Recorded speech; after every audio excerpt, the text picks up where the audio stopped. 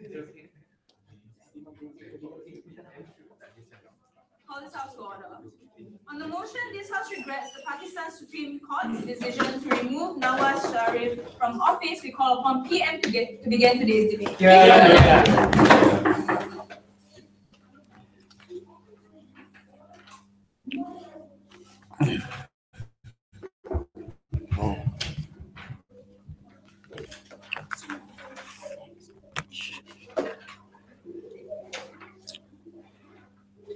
The opening government does not condone the embezzlement of people's money into offshore accounts.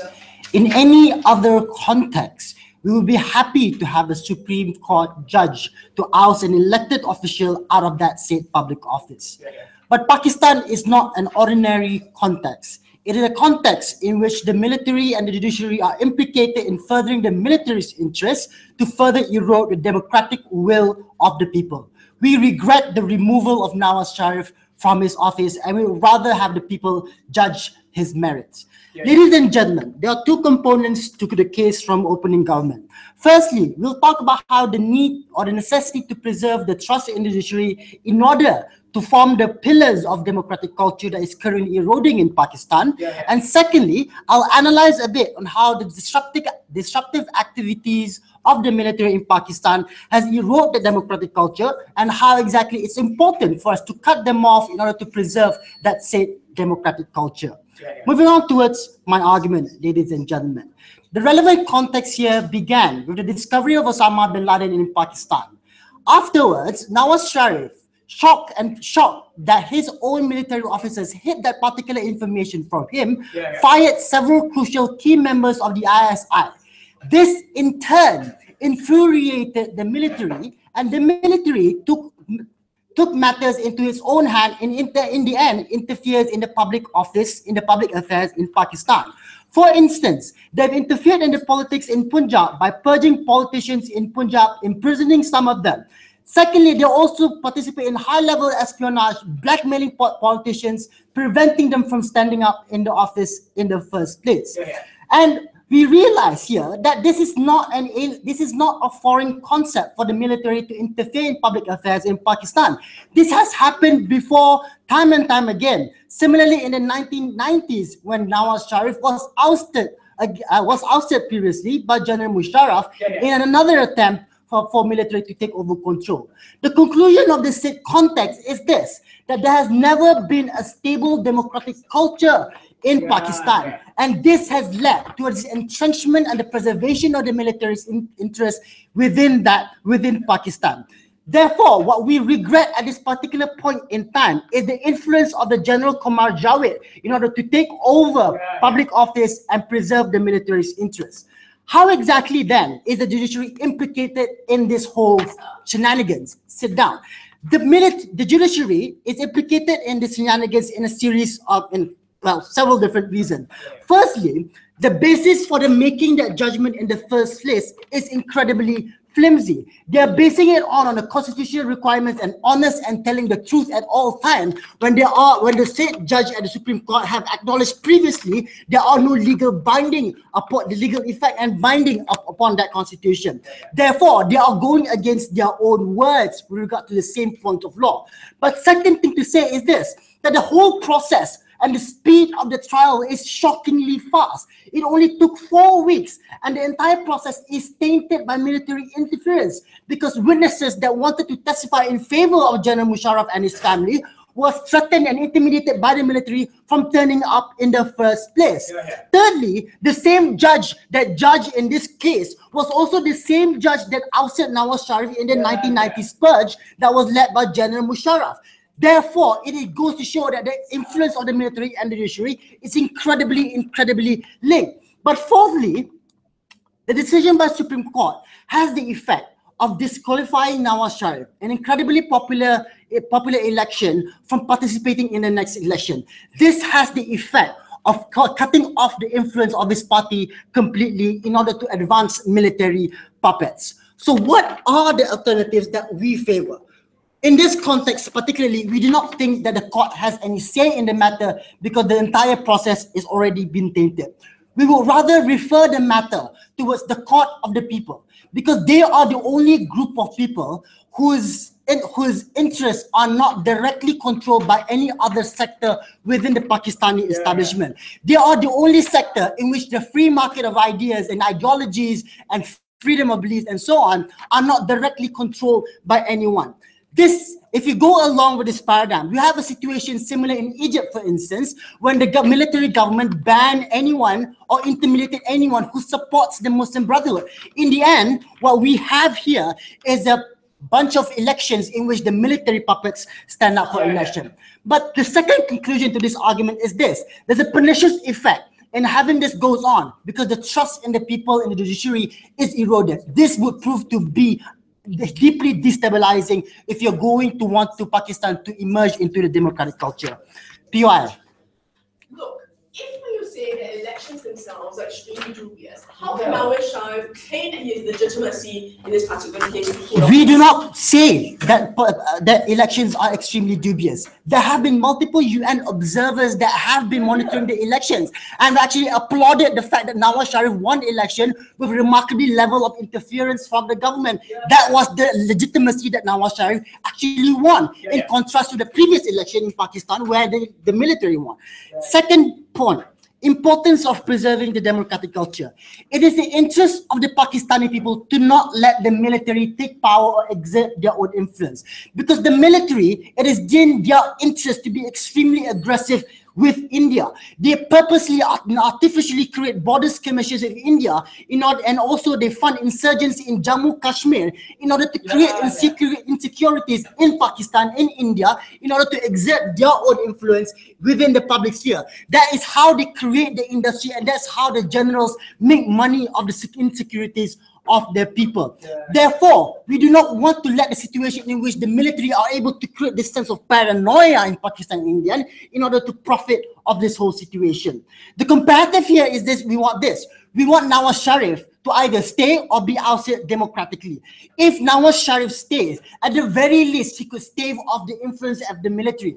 Nawaz Sharif is remarkably unfriendly with the military. Therefore, he has an incentive to be more friendly with India and more and averse away from taking on confrontational aggressive stance with India. But secondly, even if he's ousted, we say opposition politicians like Imran Khan, who's open to negotiations with India. At the same time, he's a vocal voice in voicing out corruption. It's a legitimate option for the people. At this moment in time, we have a situation in which the democratic will of the people is eroded, and what we'll have in power is a military puppet.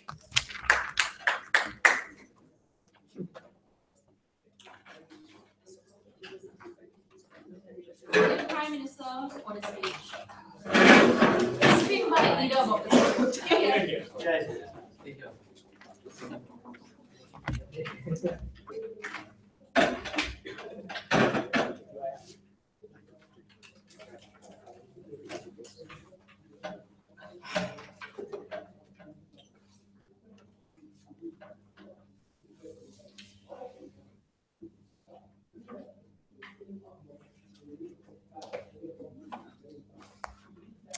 This is not a debate about whether or not Sharif's removal from power was dubious. We are happy to concede the bulk of what the Prime Minister said in his speech. We are happy to concede that he was legitimately elected. We are happy to concede that his removal from power was politically dictated. What this debate is actually about is whether or not Sharif is going to make more change in Pakistan working within the system or outside it. In the last few seconds of the Prime Minister's speech, he says, so because Sharif is famously anti all of these pressures by the military, it is good to have him in power to work against it.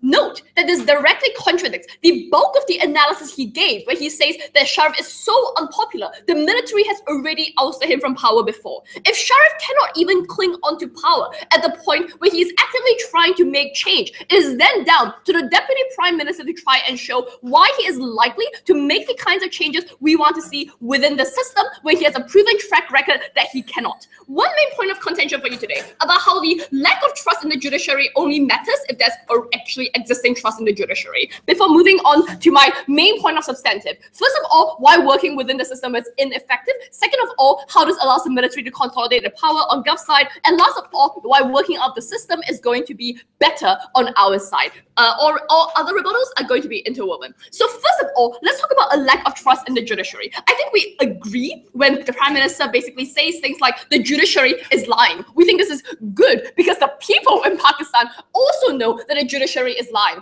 And the more corrupt it looks, when more corrupt this decision looks, the more fired up people are likely to get about it. This leads to greater external pressures for outside change. I will also point out that it's commonly known that there's already a lack of trust in them, right? It's well known that the judiciary, the Supreme Court was appointed by Zardari and Musharraf in 2009. But I will further add that they've already attempted to disqualify Sharif from running in multiple elections. I think if he stays in power, this corrupt judiciary that he has been unable to change from 2009 to now is going to keep working against him. So you face more and more Supreme Court challengers that are packed with the supporters of Zardari and Musharraf. I don't think they can work within a system that's constantly stacked against you. First of all, let's talk about why working in the system is effective. The bane of Pakistani politics at the moment has been the lack of a viable alternative government that can be accepted not just by the people, but by other factions within it. So when Prime Minister says something like he famously hates the military, we say, yes,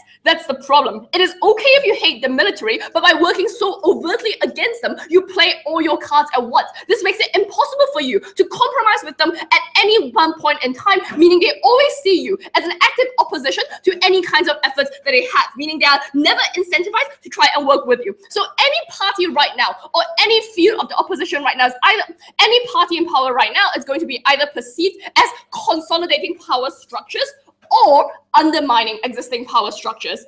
No prizes for guessing which one Sharif falls into, right? Therefore, elections in this case, the free and fair elections that they want on their side largely serve to ratify and legitimize the authority of existing power players. What does this mean? It simply means that there is a deep distrust of those working inside the system the moment you get into power. Because first of all, as they pointed out, the government is pretty corrupt. There's a huge amount of funding that is going to the Taliban instead of the people that are actually starving on the ground and need more economic opportunities built up for them. No, thank you. The perception here is that there is a taint of office on you, because the moment you get into office, you find yourself systemically blocked from being able to make any kinds of actual change. This means that you will be perceived as corrupt, no matter how noble your intentions are, because your actions are never going to be able to completely line up with your election promises. The parallel here is when Zardari got into office, where he had support because he was the husband of the sad and martyred Bhutto, who was really, really popular. But now he's perceived as trying to consolidate a ton of power for himself and has lost his popular support. What do we get on our side instead? We prevent Sharif from being tainted by the stench of office, as it were. We prevent him from being stuck in an untenable position where he has to both try and change the system from the inside while working really hard to appear not corrupted so he can maintain the popular support of the people. Second of all, I want to talk about the military and what kind of role it plays into this. No, thank you. I think this is going to be largely uncontentious given the PM speech, right? So the military here plays a fairly central and decisive role, right? Because right now, especially because Pakistan is worried about instability with the Kashmiri conflict, they're eager to see political developments not being dictated by civilian populations. They're also determined to protect their own kind of popular credibility and as well as their substantial business and institutional interests. This means that what they hope to do is rule by decree without much parliamentary oversight or genuine opposition input. They want to essentially control the pace and the scope of change. This is crucial, especially because opening government has basically already conceded that the military is perfectly capable and has interest to oust Sharif, especially because they already did it when they put in President Musharraf. All right, so what then happens with Sharif, right? So he's a civilian without much prior ties to the military. Given the existing context, it's likely that the military will keep blocking him. Given the substantial interest that the military has in maintaining its own power as well as its own economic interest, it's unlikely he gets to make the kinds of change that will actually spread to the rest of the people. No, thank you. Last of all, I want to talk about why working outside of the system is going to be so great on our side. First of all, because every time Sharif works outside the system, his popularity rises. When he was placed under house arrest, he had thousands of supporters rally in the Long March, and that was actually really, really effective in pushing for change, right? It caused Zardari's government to give into popular pressure and reinstate the judge Chowdhury, which they actually evicted from the Supreme Court. We think that is at least one small step into trying to push the Supreme Court into changing its corrupt nature, which I think opening government it also wants to do. Second of all, it pressured the Zardari government into giving up control of Punjab after they ousted Sharif's brother from power there. I think this shows that popular support does make change, and it's more effective when you are working outside the system. Because when you are seen as a martyr, you look like the system is oppressing you. We think that it's more important in this case that he works outside the system, given that he cannot make any kind of change within the system. We also think this is good for any kinds of independent political parties that develop. The parallel here is Aung San Suu Kyi, because when she was prevented from running for power, you get alternative leadership structures arising. You get popular individuals rising up and trying to run for office. You get people building their support on the ground. You have alternative power structures arising. All of these things are crucial in the push for change, especially because you cannot hold onto power forever, and we think it's easier to make you let go of it if you have thousands of people rallying around you rather than one lone individual unsupported by anyone trying to make change.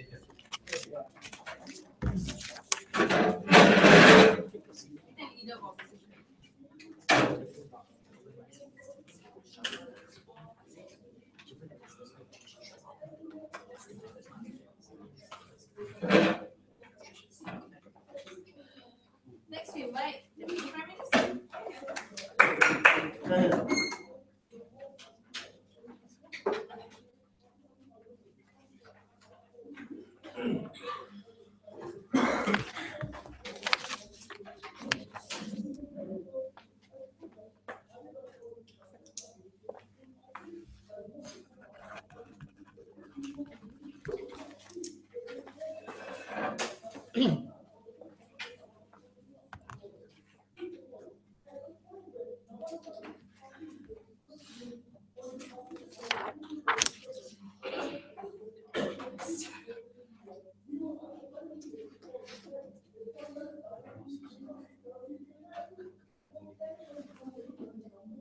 Madam Chair, what side opening opposition essentially missed out is in regards to what happened after Nawaz Sharif is ousted.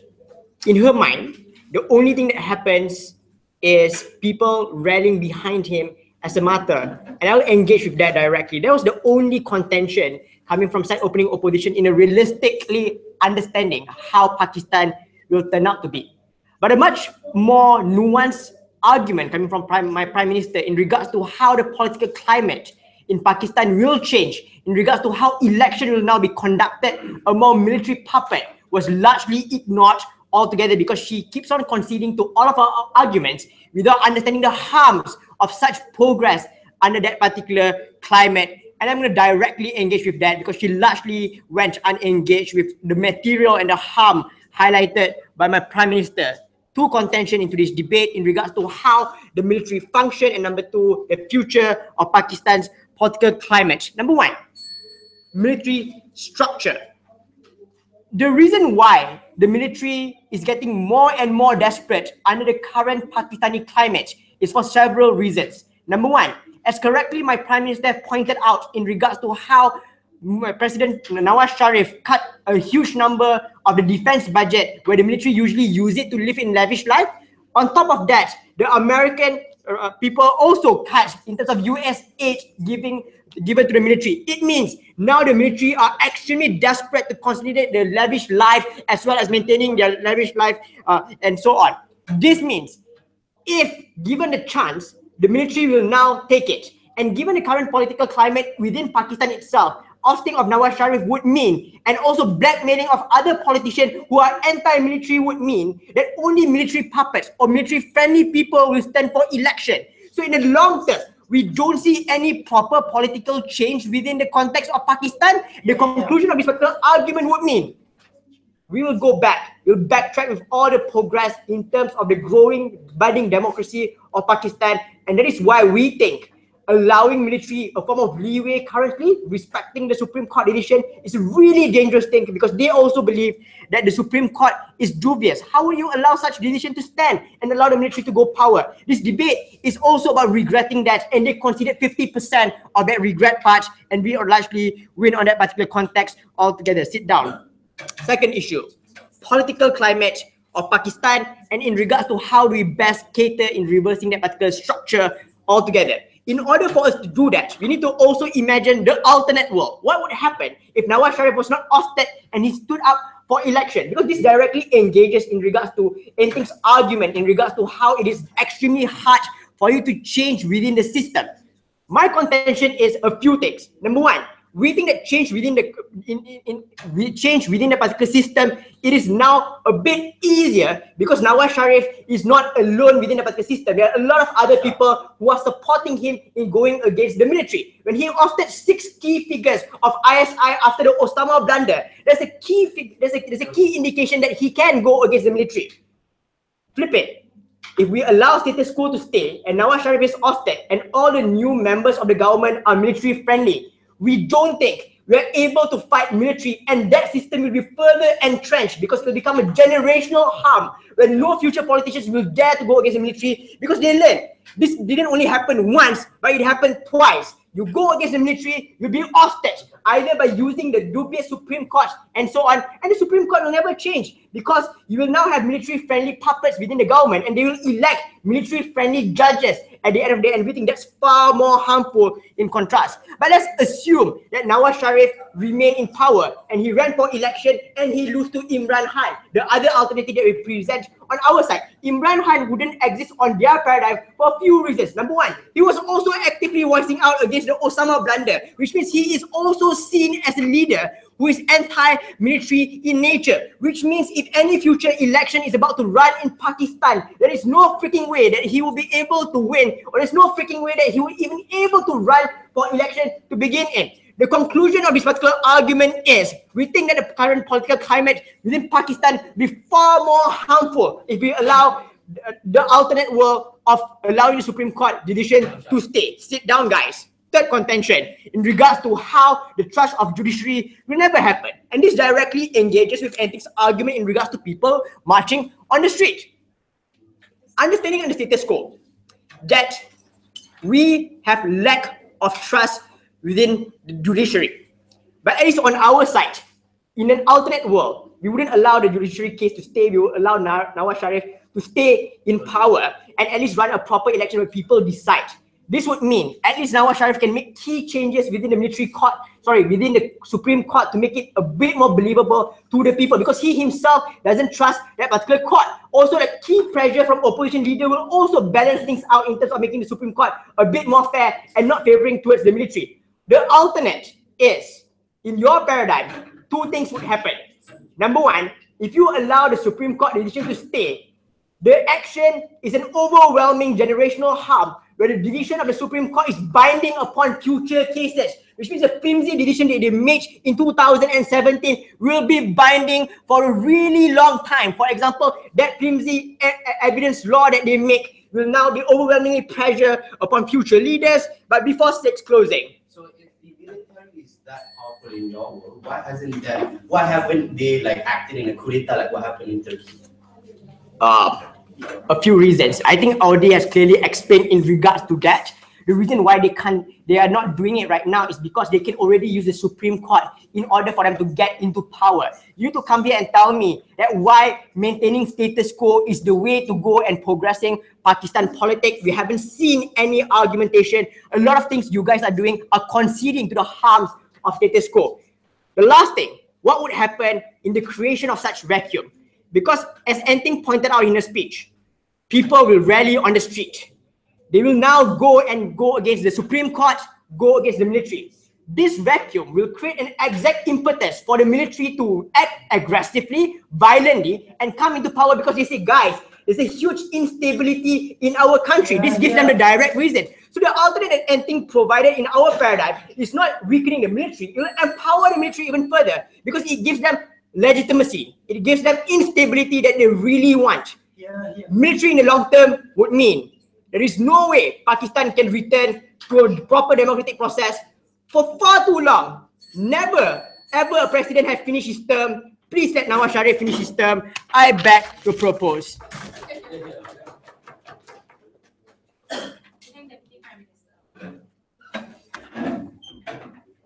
Next, we invite Deputy Leader of Opposition. Yeah.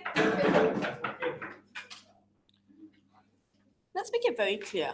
When we concede the other side's characterization of the situation, we agree. The question they had to prove, and the causal link they had to prove, was that Sharif being in power would be more beneficial to Pakistan than out of it. And Antin gave you lots of positive material about why being out of it is important. Firstly, because being in power itself is corrupting, not just merely in terms of undermining your own popular support, but I'll prove later why being in power creates the greater likelihood that Sharif is going to actually become more likely to become more like a civilian autocrat, similar to what the military has done. But also the other argument also is the fact that it, apart from tainting it, right, also means that he loses his support and the ability to create popular change, long sustainable democratic change is less likely. They have to prove, and so it goes down to closing, to finally show us how being in power itself, in such a rigged system where the military is everywhere, including now the judiciary, Sharif has given Sharif's position, is going to affect any sort of change. They have to show that causal link. We've shown the alternative world in which, given that Sharif has been removed from power, that has increased his support, it means that he's more likely to create a popular revolution that will eventually change Pakistani society in the long term.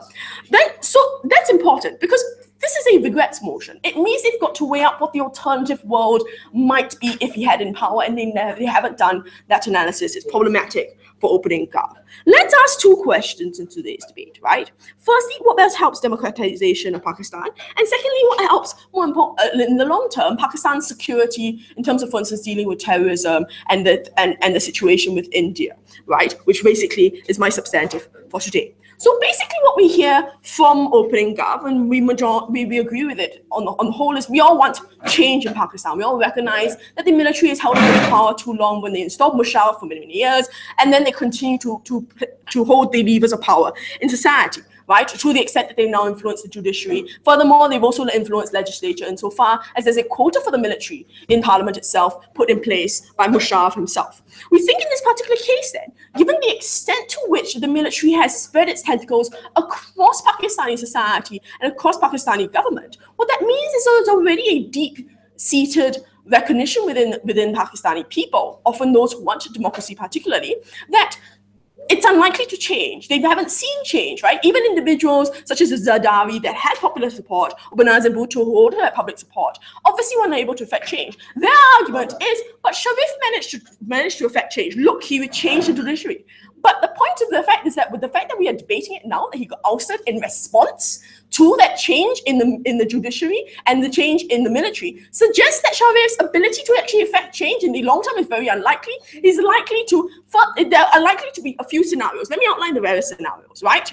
Let's assume Sharif wants to achieve change. He does it in such a radical fashion as he did the first time, likely he's going to be ousted, no effect, right? Secondly, what he's likely to do, right? And this is why I start expanding on Thing's analysis of how merely he isn't simply going to be tainted by power itself, but himself is more likely to be corrupted. In his desire to effect change, holding on to the levers of power, he will recognize that there's no way to effect change because, for the most part, he's a sitting duck prime minister, because ultimately the levers of power are held by the military. So that means that either he's going to be a sitting duck if he wants to adhere to his position and not necessarily engage in undemocratic action. What we've often seen in many situations is when civilians try to change a deep-seated military regime, they often recognize they need to consolidate their own political power when they hold office. So they do things, for instance, like remove term limits, like for instance, allow them to start influencing the parliament or start influencing the judiciary in turn, similar to what the military did. We see this, for example, in the case of Egypt with the Muslim Brotherhood, right? Recognizing the deep-seated role that occurred under Mubarak, for instance, the Muslim Brotherhood tried to change the constitution to then allow civilians to hold more power. What that means is, most likely then, Sharif, in order to effect the kind of change they want, will necessarily have to try and consolidate power through, for instance, changing the constitution and so forth, which is what we often saw with Zardawi as well. So apart from the fact that he's now tainted with power because of already existing distrust of the system, right? And the fact that there's a belief that once you get into power, you necessarily are going to become corrupt. This is the reality is he is, if he's going to want to effect change from within the system, going to have to engage in unconstitutional acts, try to change the constitution in order to consolidate power for civilians themselves. Their argument there is, but at least if he gets in through an election, at least it's seen to have legitimacy of having power. Let's understand this. Since elections are often seen as deeply rigged, or at least in the power of the military, right? So for instance, you have huge amounts of intimidation, you have payoffs, and so forth. If he won the election legitimately and was allowed into power, the logic then will be held, the perception then is that the only way he got into power was because the military permitted him to, because the judiciary hadn't necessarily intervened. Now, either way, he's tainted, right? He's tainted if he gets in without it, he's tainted when he is in with. So we think the alternative in this scenario is he needs to be out. Why is this meaningful? And then we want a closing to try and deal with it. We think firstly it's important because what it meant, hold on for closing, we think what's useful in this case is firstly it rallies the people because they recognize that injustice has been done and that is desirable. But more than that, we also think that what's going to happen in this scenario has been helpful is because he's able to develop the leadership within his party. Yes, closing. If the biggest harm that we have is that he's seen as corrupt, then can at least still stay in power and have. That is not the biggest harm. I literally just told you has the incentive to consolidate power that will make him corrupt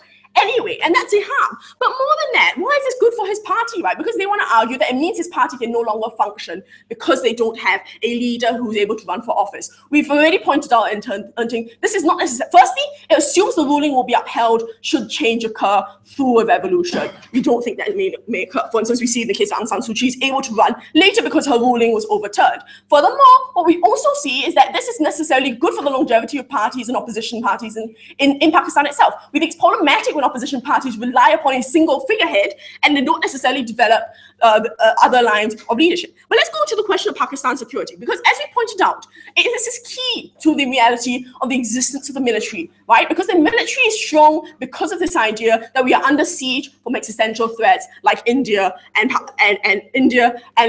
terrorists, right? And so it's allowed, for instance, a large budget, for instance, allow them to get involved in parliament, allow them to legitimately oust leaders. What this means is now we remove it. Now, if we are able to say the military can't hold power, or the military is not the one that can determine how democracy functions, we allow the people to go on the streets and have that view. It only occurs when Sharif is out of power, when he's able to rally the people, rather than when he's tainted with a position of office. We are very proud to oppose.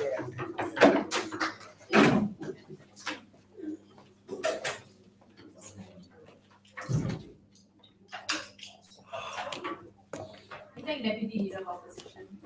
We just in case for closing houses, we call upon Member of Government. Yes.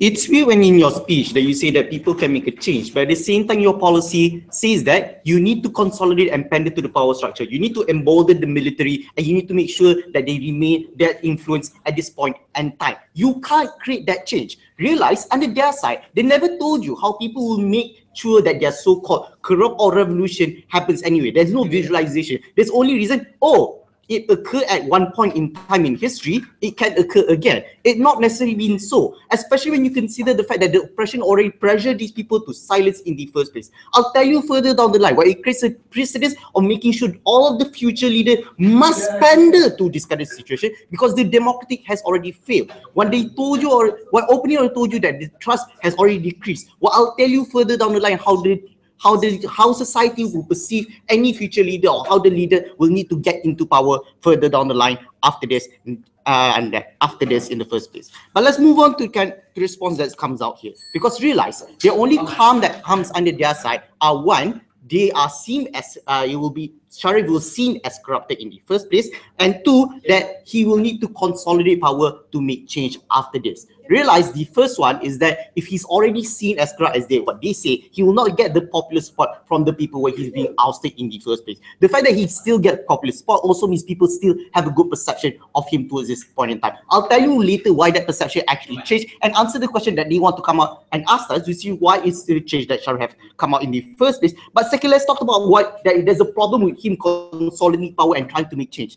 Hello, think back. When you are in the government, you're supposed to consolidate power and create reformation and change. That is what he promises to the people. He not necessarily need to be sitting down. So to us, that you see that him consolidating power to actually try to make a change is what he actually promises to the people and what he wants to be as a leader in the first place. That's not necessarily harm if he can achieve that change. What are the changes that actually occur here? Let's look at what they want to talk about and answer the question that they come up here and tell you. Like, realize that right now that OO comes out and tell you that the only solution after this is that there needs to be a reformation of the people. I already point out to you that their reformation has no thought process, there's no reason on how you achieve those kind of outcome and how that revolution is going to be successful in the first place. But let's talk about how you being popular not necessarily mean that you can create your own government. Most of the time, people's perception of the future leader is that this leader can get into power and can create change in the first place. At the point in time, you embolden the idea that the military needs to control the new future leader. The leader of the country is at the behest of the military. The society already has a perception that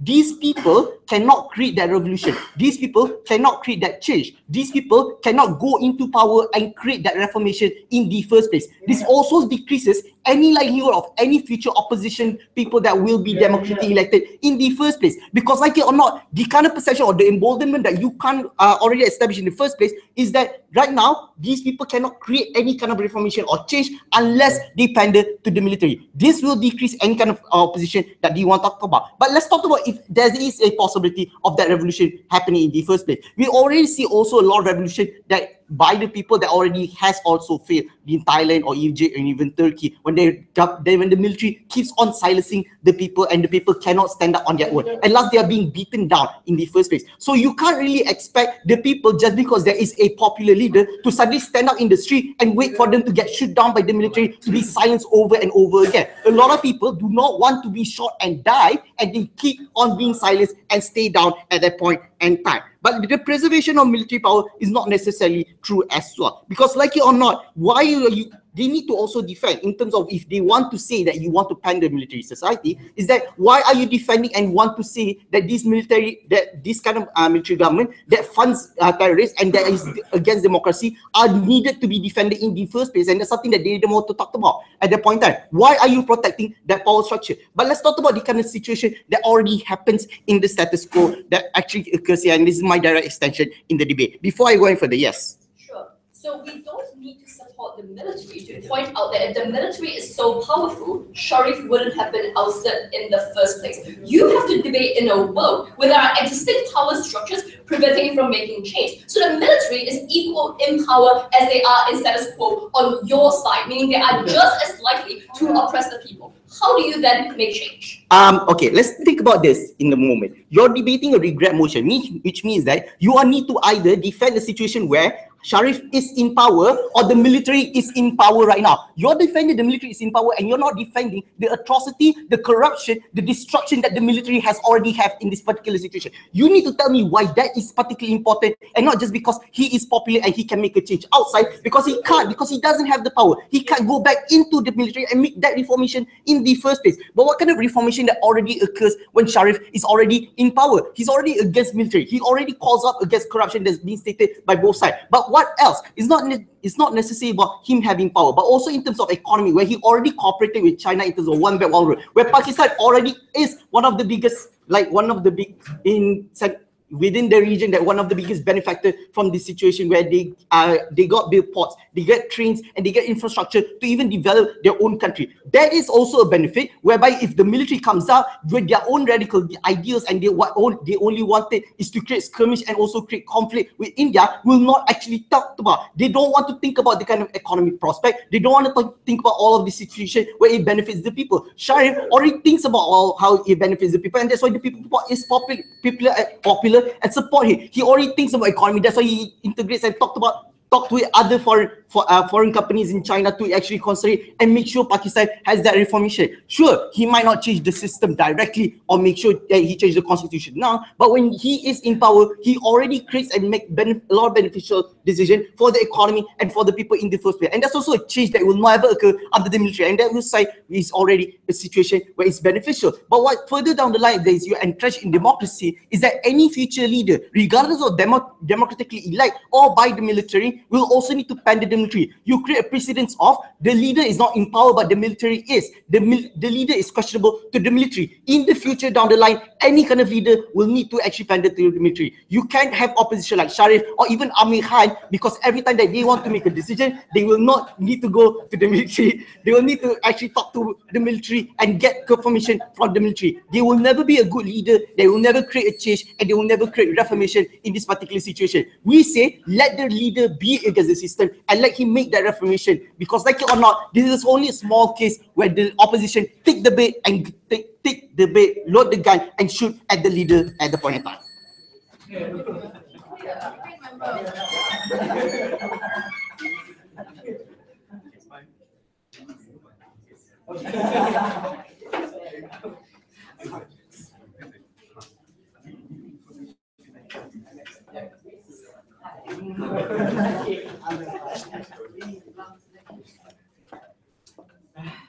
Next, we invite member opposition.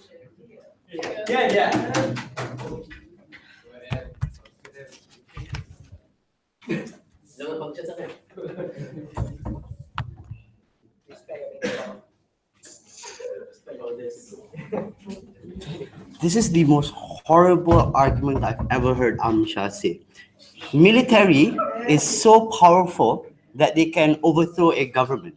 But on the same breath, they told us the alternative is we'll have the same judiciary still in power, but we have free and fair elections to change the next leader who is a military puppet. So I don't see how suddenly a world where you don't follow the military judiciary, suddenly you have free and fair elections that you can overthrow a government. I'll tell you, the whole government bench falls for two reasons. Number one, assuming you can have free and fair elections even in a world where the judiciary still exists with Nawaz Sharif there, you can oust him anyways. It means that even if the judiciary puts in a military puppet in power, if it's true you have a free and fair election, you can just put him out. So I don't think it's true that suddenly in a world in opening government that you have a military puppet in power just because the judiciary is influenced by the military. By their own logic, they can put him out anyway, Speaker. Therefore, OG doesn't have a case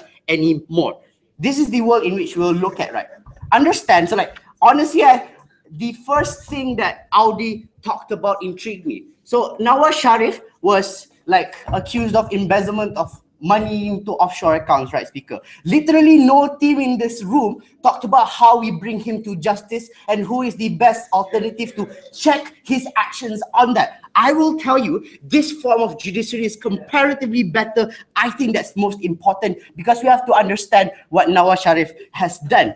This is the world in which we think will look like. Number one, why do we think when Nawaz Sharif is in power, assuming you want to rely on the court of justice on itself, on the court of public opinion on itself, it is bad? Number one, understand that when politicians are in this position, oftentimes they have an incentive to cover up what they did. This looks like things, for example, Vladimir Putin, or for example, in Malaysia, where you control the media, silence political dissenters to oust you out. Therefore, what is the conclusion to this? I do not think that he will have a clean and clear, fair election in their world, because their OG's case literally depends on a free and fair election to determine of whether or not the people think that Nawaz Sharif is bad or not, whether or not he's guilty of it. But if he has the incentive to cover those things up, I don't think it's true your free and fair elections will have the outcome in which you want. Number two, therefore it becomes a comparative, but for that, yes, Audi. we have exhaustively explained that if Nawaz Sharif is not ousted, he has the capacity to reform the government because he commands the state apparatus. Yeah. That's So why he can prevent the military from coming into power. What's your response? look. Yeah, he has the incentive to reform the government so that it could protect him, Speaker. That is the comparative. I don't think it's true that so like the whole government benefits is contingent that you have free and fair election. If it's true that the logic is he has the power to create reforms, right? Reforms that benefit him, Speaker. Politicians in this position have that incentive to make that change. Therefore, it's a comparative. Even though we agree to some extent that no, thank you. Even though we agree to some extent there has been military influence onto the judiciary. Number one, the moment in which, even though it's a military judiciary, can oust Nawaz Sharif, this is when he is in a position where he can't use power to influence other forms of decisions, right? So it means that you can bring him to justice better because you oust him from a position of power, and therefore there is a comparatively better benefit in our world. But number two, assuming then they will argue, they'll tell me that, it means that the judiciary is so powerful that you can influence a person and therefore it's bad, right? But remember the logic that they told you, that on a comparative world, elections are free. So assuming the judiciary will then use their power in the judiciary to make reforms to benefit them and benefit the military, the people with their free and fair elections can just vote them out. So I don't think it's true then. No, thank you. But lastly, right, let's take them at their best case scenario. They told us that assuming the court of people would then want to vote in Nawaz Sharif and assume that he is not doing anything wrong, and therefore Nawaz Sharif would make reforms and everything, right? Number one, I don't think that's true. The reason is because assuming the characterization that came from OG as to how powerful the judiciary is when it comes to military influence, right? The moment in which the people want to act against change, this is when the military screws them over, right? Because they are that powerful in OG. And therefore it becomes a comparative between bringing Nawaz Sharif to justice in our world, where you can oust him and he is not in the position of power, where he is vulnerable. I think that is comparatively better world on our side. But lastly, let's assume extreme best case scenario. No, thank you, Amshah. Extreme best case scenario. Military screws you up. Military puppets in power. Military defies the voice of the people. Military screwing economy and everything. Mama might argue, right? I'll tell you that's good. The reason is, understand that Pakistan is one of the 11 countries nearing insolvency. Understand they have multi-billion line credit with IMF, but the reason why they can't get those loans is because they don't have reforms. It means no thank you. Understand that they are in a position where they're really screwed. Military governments are really bad at economic policies and economic progress. Therefore, the moment in which there is a military government in Pakistan is the moment in which people are screwed.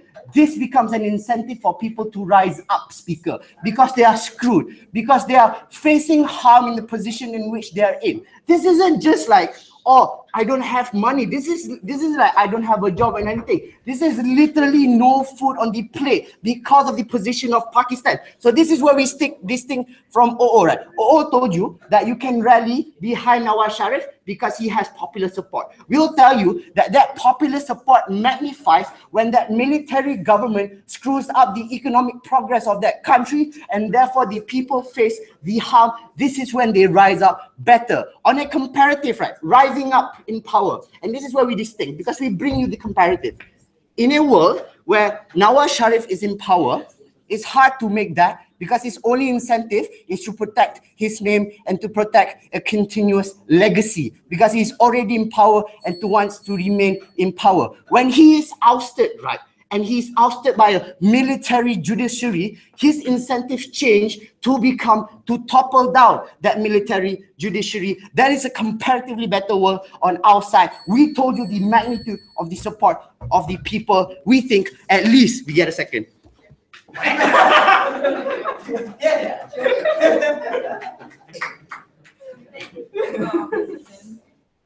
Let's invite government.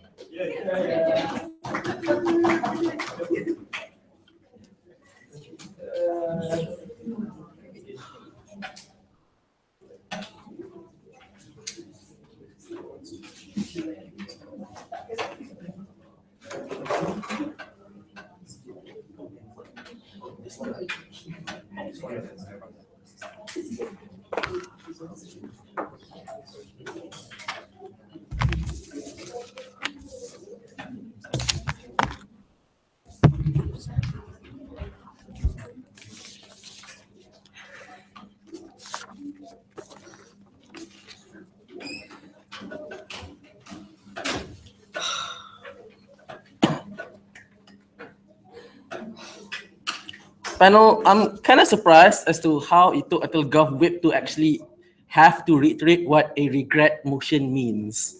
We regret a world where Nawaz Sharif we regret a world where Nawaz Sharif is ousted. Therefore, we prefer a world where he's not ousted, where the Supreme Court does not oust him, where he still has power, where the military and the judiciary's attempt to remove him does not work. That's the world where we want to defend, where he can prove that he can defend himself from the military, that the military failed.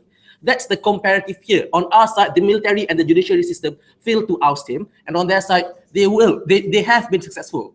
So what we can say on our side of the house is that we have our ability, and we have shown that the military is, though powerful, not able to impact and take him down through legal means. Both sides agree with the context that have occurred today. That one, the elections that occurred, that elected Nawaz Sharif, was one that was supported by the UN, that had UN observers, that was proven to have clean and fair elections. So we can at least accept to that. Secondly, let's accept with the harms that comes. Secondly, let's accept with the fact that this is simple, that Nawaz Sharif is considered a popular man, that he went up against the military, that he rejected military power. So using that context, we have already told you that one, that OJ talked about preserving democratic value, and that we, one, answered OO's burden on proving that he can make a change and that he has, and that secondly, that we need to have future leaders that are independent of the military, that on our side, we don't pander to the military and we don't allow the military to hold power. But before I move on to more responses, yes. Yeah, so when you regret a decision, you cannot fiat on God that the power structures leading to that decision does not exist. So on your side, you literally just said, we wish the judiciary wasn't corrupt, we wish the military didn't have that much power. Given that the power structure still exists, how does Sharif make sense when he wants to change the system that keeps the military in power?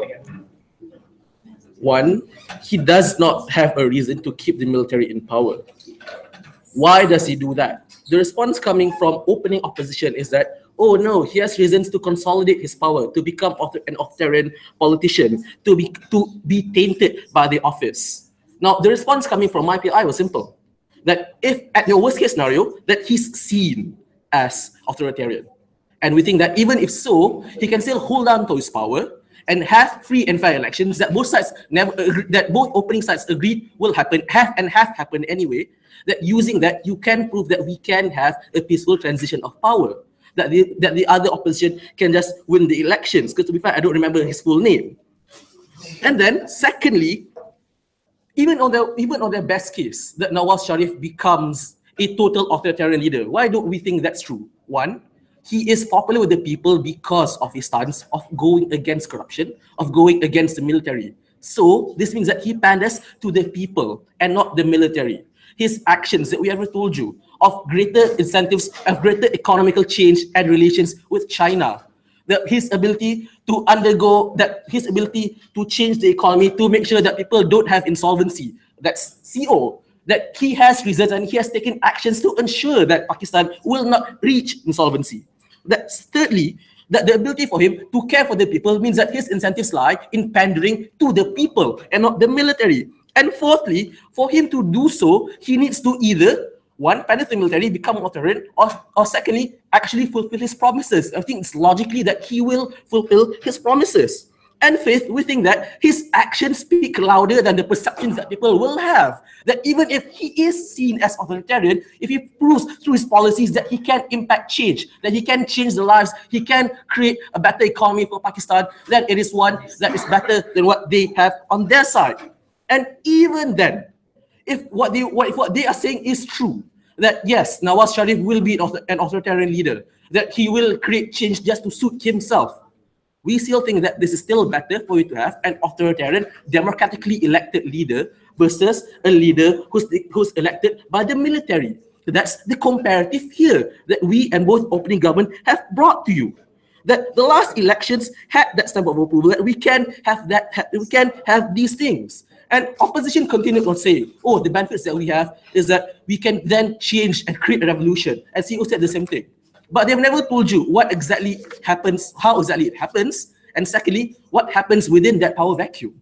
That you will have that moment where the military does control the country, that the military will have the instability that they want. That the problem coming from them, coming from CEO especially, is that, oh, the country will go bankrupt. These are literal harms that they are willing to accept without telling you how exactly the benefits will occur, without telling the processes of how these benefits will occur. At least on our side of the house, you do not have that level of military instability. On our side, you do not have that level of insolvency. Now, how exactly do we take down CO next? They wanted to say that, oh, politicians have incentives to cover everything, and that Nawaz Sharif will do the same thing. He will jail dissenters. He will blackmail politicians. He will purge politicians. Guess who does that? The military of Pakistan, not Nawaz Sharif. That the benefits will do all these things. That the military is bad in the economy. We've already told you that the New Silk Road initiative that he has already agreed with China means that it's more likely for him to bring economical change. What does this mean overall? This means that the people in Pakistan will have a better economy. They will be able to reap the benefits of these economies. That their corporations will be able to make use of Chinese trade networks, of Chinese corporations within the country. That we can have a growing middle class through these things. That over the long run, the people in Pakistan will be able to get the same level, a higher level of education, a higher economic level. That these people will then be less likely to believe to military control and be more likely to question the military.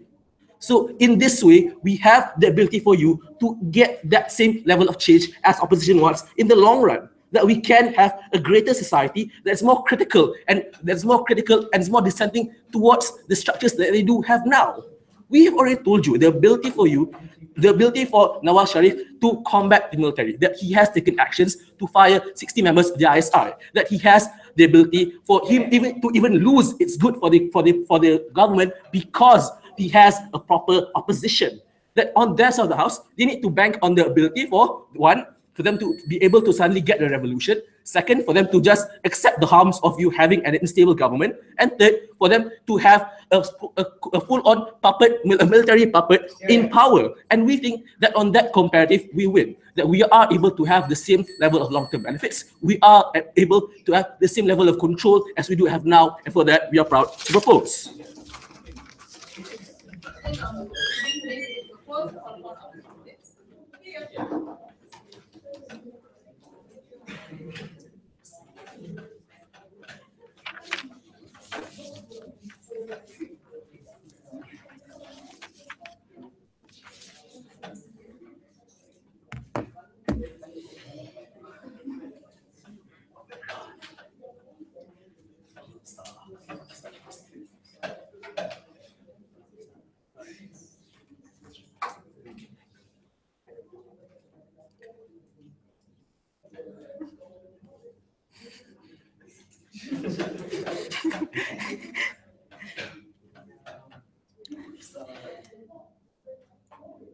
This debate has become a confusing one going down the bench, and we actually blame opening government for that, given the flippant characterization of them, which confuses us whether or not the military is actually powerful enough, given the fact that they have the power to take out Sharif and have control over the military. However, they're not powerful enough to overtake what the people want to say, and that they're still possible of having that free election.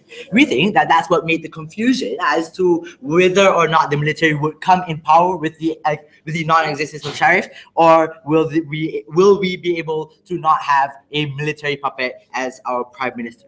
Two major things that I'll be talking about this debate is about the democracy within Pakistan, and second, how does that translate about what's best for the people on the ground.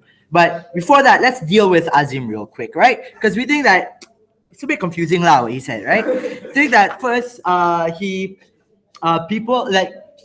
Sharif's responsibility is to pander to the people.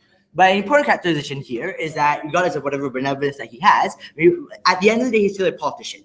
Means that he has to maintain in power and he has to maintain in popularity. This means that him being in power will most likely, and him wanting to keep that power, will most likely force him into these structures which will force him to become corrupted. We think that that's in the position in which it's harder for him to create that particular change. No, thank you. Harder to create that particular change and that to change those particular structures within, right? What we told you coming from closing is that why is it better that the judiciary is in that position to take out these type of people, right? Because you have seen that even throughout the past, Pakistan has been infected by a lot of corrupt politicians. No, thank you. And we think that in order for you to have a stable democracy, you have to have check and balances. And we think that even when the judiciary is controlled by the military, we think that still is a form of check and balance. Because we've told you that, no, thank you, that in the future or even in the past, if these politicians or these prime ministers were to be corrupt, in which the structures that exist, they will most likely be corrupt, there is no other body to be able to check them without this particular judiciary. Therefore, we're willing to trade off a military-controlled judiciary in comparison to leaving it to the court of the people. Because we think that given them having that particular power over the media and toward the rhetorics which exist in that particular nation, no thank you, that's when it's highly unlikely to bring these individuals to justice. That was a unique extension coming from closing as well. No, thank you. But then he said that no, Sharif has this support from the people. But we think that that's also problematic coming from their case, because we think that actually works in our paper.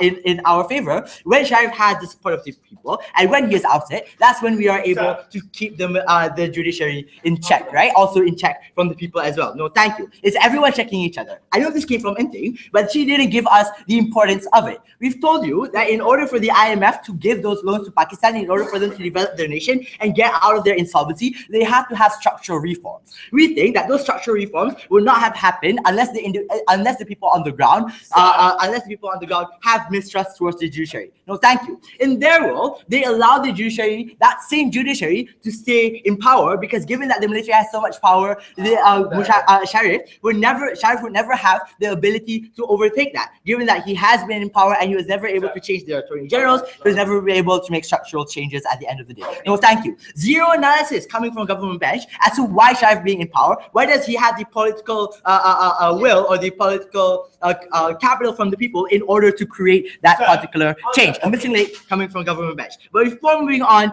to the issue on how we create a better democracy openings. Sir, all sides agree that the military is extremely powerful. Now tell me in which paradigm can we reduce the strength of the military? In a paradigm where Nawaz Sharif has access to state apparatus, where he has done only hired 6 members of ISI, or in your paradigm, where military puppet comes into power?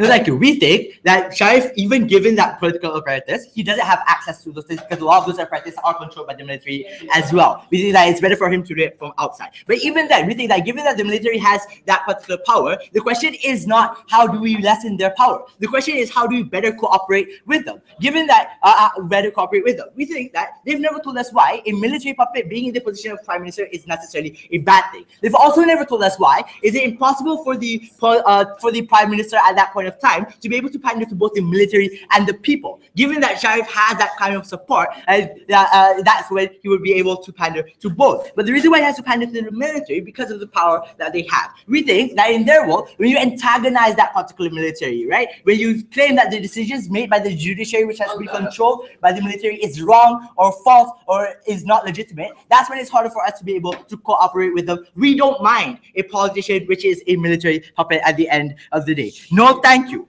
No, thank you. But then how? So yeah, that's how we make democracy better, because you have check and balances, and you not being able to pander to both is a false dichotomy at the end of the day. No, thank you. But how does this all translate to how does it make it better for the people? Now, when N came here and told you guys that when you had the military taking in power during that vacuum, that would cause the revolution from the people, we think that was our worst case scenario, and that we were already willing to defend that. We think that it's even better that Sharif is ousted, even when there is military power taking over that vacuum. No, thank you, because that's what will will rile the people up. And that form of riling the people up is what creates change. It's what creates structural reforms. You've told me that the importance of these structural reforms is for the economic prosperity of Pakistan in order for them to get those investments and to get those particular loans as well. We think that in their world, where Sharif is in power and the individuals on the ground won't vote him up, he will be sucked into the corruption within that political system.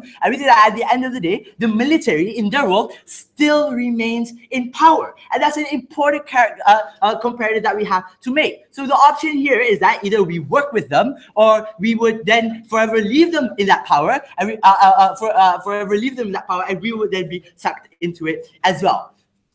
Even though my speech sounds inherently contradictory, but you have to recognize that I was talking about different situations as to establishing in situation A, where you have no other option but to work with the military, we think, and to have military puppets. That's also a good thing. Situation B, in which you are outside and you have the capacity to go against the military, why that is also a good thing. And C, and see why in their world Sharif would never be able to do it anyway. For all those reasons, we think that this is definitely an off-bench win. Thank all speakers for the debate. Please prosper, shake hands.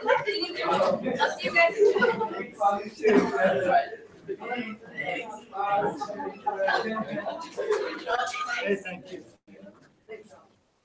This is a serious motion, so it's supposed to be funny.